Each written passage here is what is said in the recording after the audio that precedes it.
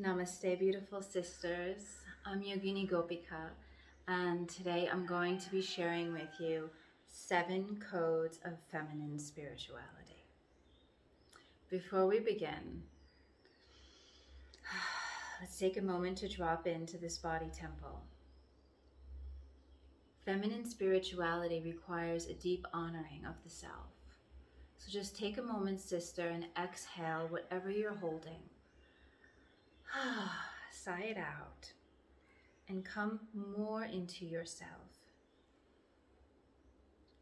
Before we even begin these 7 codes, which will unlock a lot of potential inside of you if you are in a woman's body,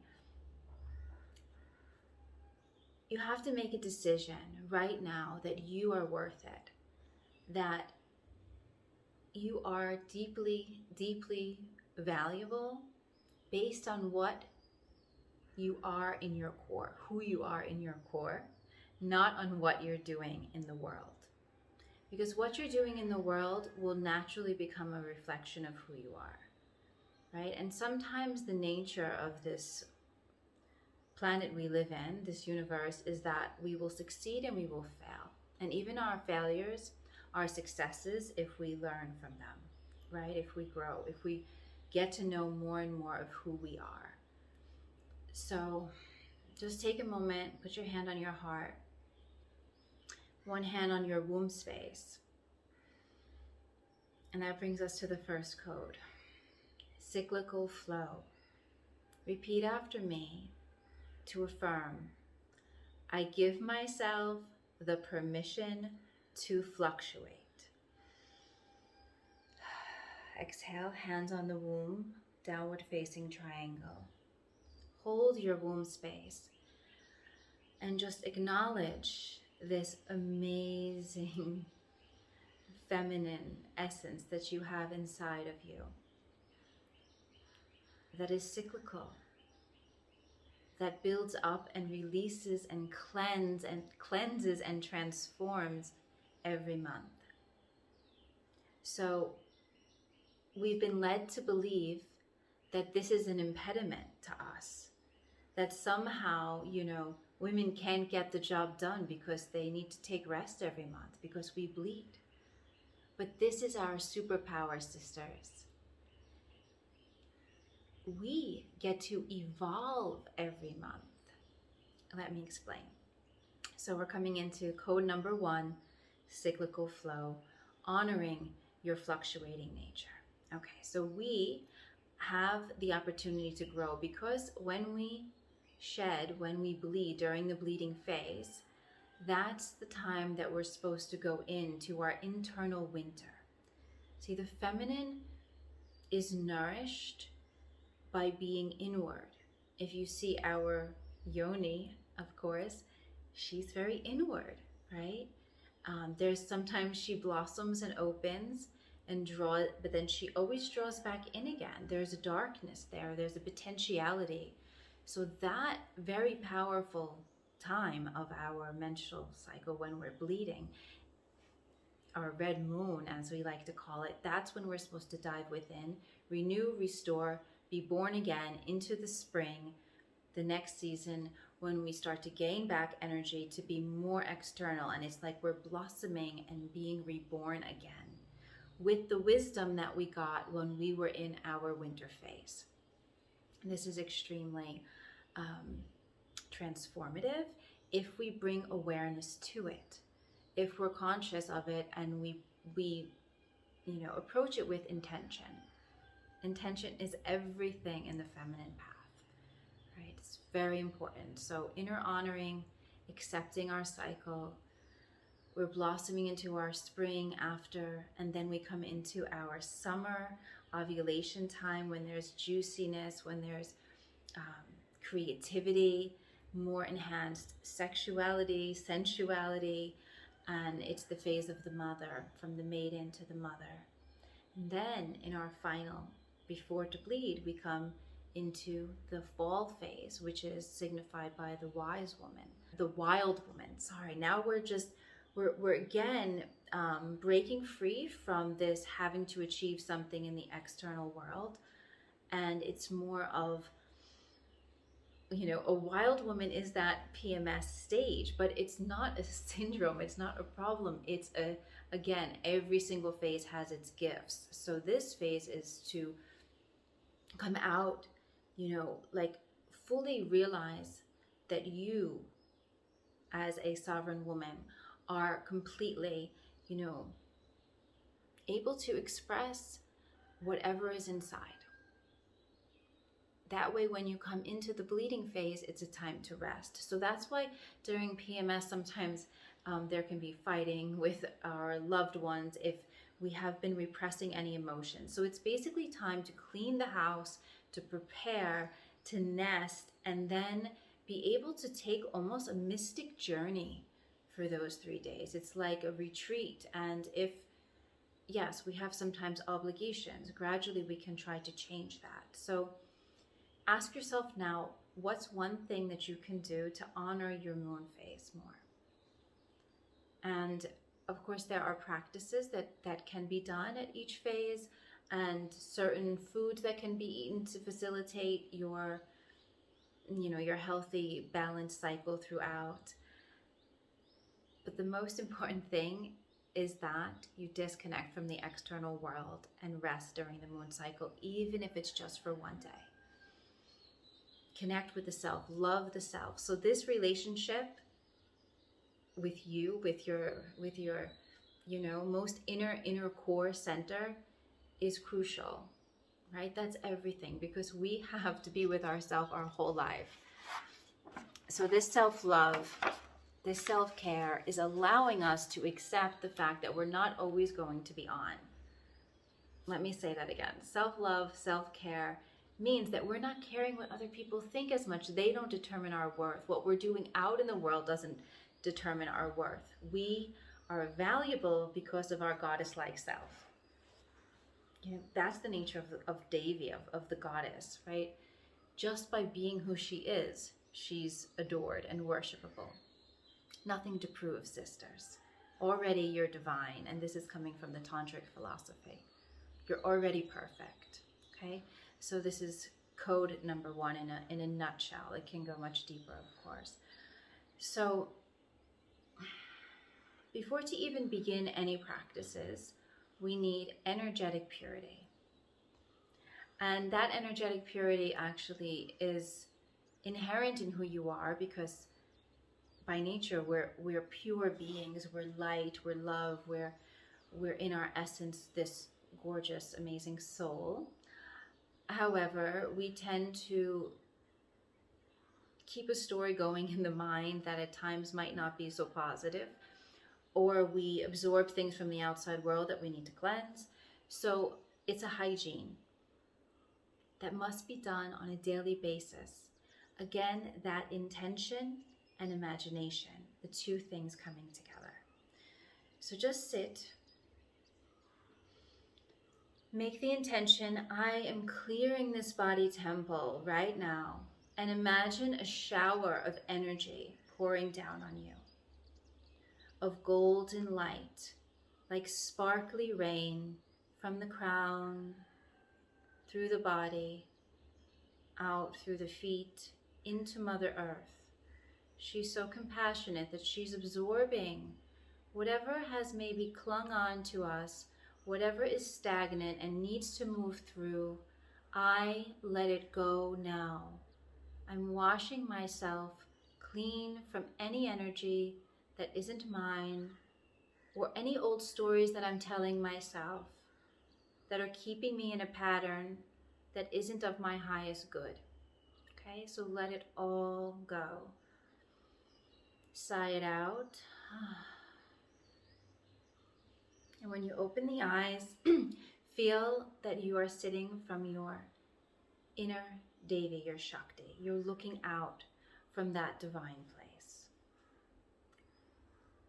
Feels better, right? So energetic purity requires this intention and imagination, the second element. So we're imagining this stream of light, and we're feeling it, we're creating it. because we have creative power, and our imagination, we can shift our being, and we can shift the energy around us. The thing about energy is it's in motion. It's supposed to move. So we must move it through the body, circulate it. It tends to get stuck. See, if there's an emotion and it moves through, or there's an energy and it moves through you and moves out and expresses in a healthy way, fantastic. The problem is when it gets stuck and stagnant. So the best thing is to get into the body and do movement. Dance it out, and the emotions and the feelings, whatever it is, will be revealed and released. So moving it, circulating it, right? It becomes into our awareness, and then only we can transmute it. Then we can transform it into something higher, something for our greater good. This is also a tantric practice where we are not wasting the energy, not just throwing it out, get out from me. No, we're actually looking at it and using it as fuel, because energy is fuel. We're using it as fuel for our own evolution, understanding, and development of wisdom. So sisters, I encourage you to check in with your energy every morning in this way. Cleanse it out. Just notice, how am I feeling? How am I doing? And moving, and also allowing the movement to happen through your hand in a journal is super, super helpful as well. Because if you can't decipher what it is that, it could be very subtle, something blocking you, or you're not fully happy and you don't know why. Those kind of things you may need to journal in order to find out what it is. But dance. I encourage you to dance, dance, dance. Let music move you. Any music that suits the mood that you feel will help to facilitate this process. And then we will sit. You sit with yourself afterwards, or lie down on the floor and allow yourself to relax and see what is coming up. So this is the processing period, and I'm going to make a video with this complete practice, but it's pretty simple to do, and it's wonderful to do daily. And at the end of the day as well, it's important again just to sit and do that rain shower, that golden rain shower. And you can even brush off your skin. Touch is really important, where you're checking in with the body, I'm physically here, and that immediately relaxes the nervous system so that the mind slows down, and then you can hear with clarity what is perhaps repeating like an old story that needs to be released. Because a lot of times the energy that we need to clear is not something coming from outside, it's coming from inside. And this coming into the body brings us to the third code, which is sensual presence. Okay, sensual presence. Are you in your body? And we can enter more fully into this divine temple by activating the 5 senses. So take a moment and just look around, okay? Aware of the surroundings, aware of yourself, right? You're only seeing. So that sense becomes highlighted, for example. And you can do this with all the 5 senses. It's morning here, so I'm hearing the birds. That in itself can be a concentration that can lead you deeper into the self, right? Because the mind slows down. You're just hearing, not judging, not, trying to figure out what that sound is. You're just appreciating the sound.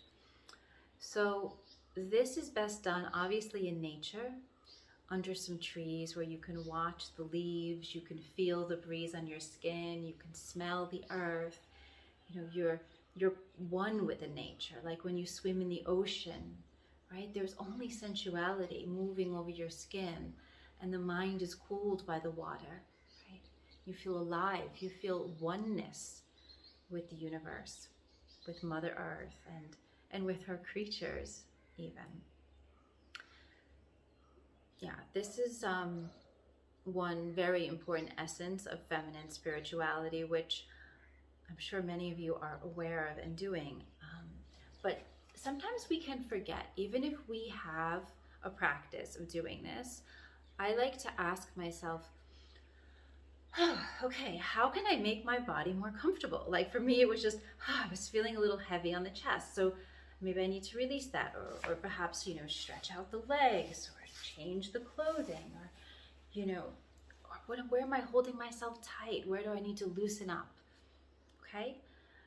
So this is something that you can take even into social interactions, because if you are sensitive, you like us women tend to be quite open-hearted and sensitive by nature. You will feel open to other people's energies, their feelings, and we can get pulled out of the body, right? So whenever you need, you activate the sensual presence. The 5 senses, go through them, right? All of them. And then ask yourself, what am I holding on to? Am I comfortable? And how can I make myself more comfortable? Because there's nothing more queenly than a woman who is just like sitting into herself, right? She's just like, okay, I'm enjoying life. Everything's good. I'm comfortable in me. That is so magnetic, because there's relaxation, there's invitation and magnetism. So that brings us to the 4th feminine spirituality code, erotic mysticism. So Eros means life, and Shakti, the divine feminine, the cosmic energy, the power of the universe, she is the essence of life. She's in every atom. And when we connect with that eroticism, which definitely comes from sensuality. Sensuality is the doorway into eroticism. Then we activate our inner Shakti. And that inner Shakti has a name, Kundalini. Kundalini, right? That is our sleeping potential, our most magical life force that you know, which can blast through the chakras, gently, of course, but this can create openings and realizations. And then we come into our greatest potential, because when Kundalini rises, each chakra holds different aspects of our personality that are yearning to be expressed. I know when I was younger, I always felt like there was a me locked inside of me that I couldn't access. There was something else that I wanted to know, I wanted to discover, but I didn't know how to get there. Years later, when I discovered yoga, I understood, oh, okay, this is the key, or one of the keys. Now I understand there are many keys and many initiations. Of course, you know, even the ladder of the chakras, it's like many initiations into deeper wisdom and knowing through this, you know, ancient system that we have in our body. Our body is a temple. I'm not just saying that just like to honor and love yourself, but actually we have a system inside of us, these 7 chakras, the Ida and Pingala, that help us to rise up. And through Tantra yoga and its practices, we can unblock, harmonize, actualize every single potentiality, every single level of the chakras. And how do we do that? Well, we start by becoming aware that they even exist, that they want to do that. And I'm just rocking back and forth. So a practice to do here is to bring energy into the Muladhara chakra. Start to activate Kundalini. And for us women, that has a lot to do with the erotic, because the Muladhara chakras is connected with our sexuality. So just do this with me here, back and forth. And when you're coming back, you're just clenching and pulling into the area of the deep yoni, inside toward the cervix. Inhale, and as you exhale, you're clenching. Inhale and exhale. And it helps actually to have a pillow or something between the legs. And as you inhale, you're clenching and you're drawing up. And as you exhale, you're relaxing. Inhale, if you know Ujjayi Pranayama, you can do that. And then exhale and relax. So this has many levels and different techniques that are added into it. But you should know that there are techniques to awaken Kundalini. It's not just by intention and imagination are important, but when we bring the tools into that, so now we're getting deeper, right? We already talked about the intention, the imagination, visualization power, but actually using tools to awaken that combined is the power of Tantra. So sex energy is something that we circulate through our body that becomes creative energy. So when we're balanced, when our Eden Pingala, or masculine and feminine, is balanced, we come into our creativeness. And that creativeness gives us, that creative energy gives us so much pleasure because we feel self-actualized. It's like, it's orgasmic, right? When we create something. Some women actually can have an orgasmic experience when they give birth, because it's this culmination. It's orgasmic, actually, that's the word for it. So the fifth feminine spirituality code is pleasure and play. So that playfulness of doing things just for the pleasure of them. Like a child, they're enjoying just because they want to enjoy, not because they want to achieve something. Not that there's anything wrong with achieving, but if you give yourself permission to play, then there will be a creative spark, a spark of joy, doing things that you love doing that give you pleasure, right? And not as a reward, although that does work if you need to force yourself to do some activities that you may not, completely enjoy. But we want to use that as a way to nourish our childlike wonder, our innocence, and spirit that is eternally young. So ask yourself, how can I bring that into my life? What is something that maybe I stopped doing as a child that I loved doing, but just stopped because life got intense or distracted or too full? I personally love just, to play in water. That's for me the best. So there's a difference between swimming for exercise and just playing and enjoying. A friend of mine the other day when we had a session, she was saying that she used to love skipping. Skipping is so joyful, like skipping down the street. It's an expression of joy, of pleasure, of existence. So when we connect with Shakti and her life force essence that lives inside of us, naturally it wants to come out and express itself in a joyful way.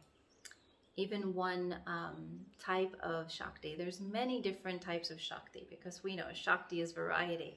It's called Yogini Shakti. And Yogini Shakti means the pleasure-giving potency. So let's connect with that inside of us. Of course, there are many ways to give ourselves sensual pleasure on the bodily level, but we must remember also to give pleasure to the soul, to nourish and feed the inner self. And so we're not throwing out the traditional ways of practicing spirituality, like meditation, chanting of mantras. These are all there, right? What we're doing is we are decorating them, like the feminine loves to decorate, create, make beauty around, and bringing in the feminine, which makes life worth living, which makes life beautiful. The sixth feminine spirituality code is keep the mystery. Our tendency is to share, depending on which type of person we are, but usually we like to share ourselves, get support, and Maybe, women, we tend to get together and tell each other everything, right? We share our problems, we gain support from each other. So that's one aspect of the feminine. And another is the mysterious aspect. The one who is alluring, who keeps things to herself, right? Who doesn't show everything she has to offer up front. She doesn't tell everything about her past because she doesn't have a need to, right? She doesn't owe that to anybody. And the more we're working with energy, we're cultivating these higher energies. Kundalini is rising, chakras are opening, we're getting playful and creative in our life. And this is starting, it will spill over when it's meant to, and when it's not, we retract that energy. But we're building an auric field, right? A goddess-like energy, because we're invoking these qualities. We must protect that, and not in a way that's defensive, in a way that is organic and natural, where we have boundaries. Just like in a river is flowing and it has banks, and those banks are holding that water. So our internal, juicy nectar that we're cultivating in this feminine path will be flowing, and we have our own direction and our own dharma and mission in life. So if we tell everybody that, according to the yogic and tantric view, it disperses the power of that energy. Once we've created something, then we can show. But sometimes when we're just making a seedling, when we're just watering that little plant, then it's best to keep it quiet until it starts to bloom and it has more power, right? So like, for example, on the first day you're doing a new practice, it's best not to tell everybody.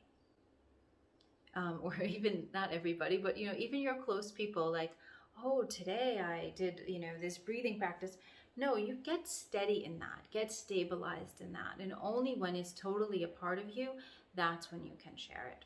And of course, the feminine allure is, attractive to the masculine as well, because, they are totally amazed by the depth and complexity of women. So if you're looking to be magnetic and perhaps find your Shiva, then keeping the mystery and slowly revealing is very important. And how to apply this into spiritual practices is also to keep the mystery, to keep open to possibility, flexibility in your approach. We're never going to do something the same way every day. And even if we're apparently doing something, the energies are always shifting and changing, so it's not going to be the same. So I love to bring this into my practice because it keeps things always growing and evolving and opening to new depths that I didn't even know were there. Because the essence of everything is an unlimited potential. So we're tapping into that. Like the feminine, it's like going into the womb that is dark and mysterious, and yet creative and full of positive, beautiful energy. So that's our Shakti. So we have to keep that mystery a bit for us. Keep something for you. And keeping something for you leads us to the 7th, which is number 7, sovereign power. I love this topic of sovereignty because it's something I think that I personally have struggled with. It's not something that we're taught from a young age. Usually we're led to believe we're not capable of some things. It can be different for everybody, but that we need to, run to someone to save us, like the damsel in distress. I'm sure all of us have experienced that syndrome one time or another. She who can keep her sovereignty means that she can hold herself. She's like, I got this, right? I can handle this. I am fully confident and trusting in myself as an amazing, powerful, strong woman. Feminine is strong. She's able to handle any situation that comes her way, right? And this sovereignty, it has a few different aspects. Like, one is that we don't owe anyone explanations or apologies about, just playing small in that way in order to make other people comfortable, right? We do what's best for us without making a big story or drama around it. It becomes obvious as, that self-love deepens, then the path opens and we can step into sovereignty more and more. And then there's a queenliness about it, a nobility, right? Because this is the stage of emotional maturity, of confident womanhood. The princess has become a queen. And, there's a rich inner world inside of you. Just like you're developing that inner mystery, that magic, right? That is what is making your character blossom. All your amazing qualities that are developing through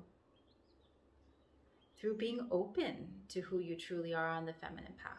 When we come together in circle, we create this holding container as well. So it doesn't mean we need to be cut off or disconnected. But when we are sovereign women coming together in circle, each in our power, that's a real Shakti circle. And that's when the women can hold each other. There's a container, right? So we can act as that holding, which is more of a masculine Shiva-like quality. And at the same time, we can spiral into our dance. And each woman can express and can, manifest who she is, what she needs, what she desires in life. So that Shakti circle is a really sacred container. And that's definitely a part of the feminine spiritual path, is that we need our sisters. At the same time, we are coming into a state where we are able to be our own best friend and our own sister, right? Even our own mother. We're nurturing ourselves, right? So, but when we can be together with our sisters, it brings so much joy and celebration and sharing of wisdom and connectivity. And it's such an exciting time that we are, again, on this planet coming together to connect and to create a world that shows these feminine qualities, that contains them, that we're not just, living this imbalanced type of life that the way that society was set up in a way that doesn't support or honor the feminine nature. The more we come together, the more we can create a world that reflects that which is of the highest essence of the feminine, combined with the noble masculine. The two work together. This concludes the 7 codes of feminine spirituality, and I'm going to be doing a 7-day challenge based on this, where there'll be a practice for each of them, and I'll be sharing those details soon. And every full moon, I hold a Shakti circle called Yogini Shakti Sisterhood, and it's to bring ancient wisdom to the yoginis of today who are interested in awakening their higher potential by also connecting with the goddess within, and also learning about her qualities as a universal goddess, as Devi. So every month we'll have a different theme and a different goddess to go with that theme. And we'll be diving into the Dasa Mahavidyas starting in March. Okay, so the full moon of March, we'll be diving into the Dasa Mahavidya. So I'm so excited to share these tantric goddesses of ancient wisdom with you. So sisters, I hope that this gives you some perspective and some shift in how you approach not only your spiritual life, but your life in general, to integrate all that you are and to love every part, because love is the essence. Keep shining and keep doing your sacred work and being the goddess that you are. Hari Om Tat Sat. And if you like this video, please give me a thumbs up and subscribe to my channel. Would really appreciate it. I would love to hear your thoughts, comments, questions, or what you would like to know more about on this path.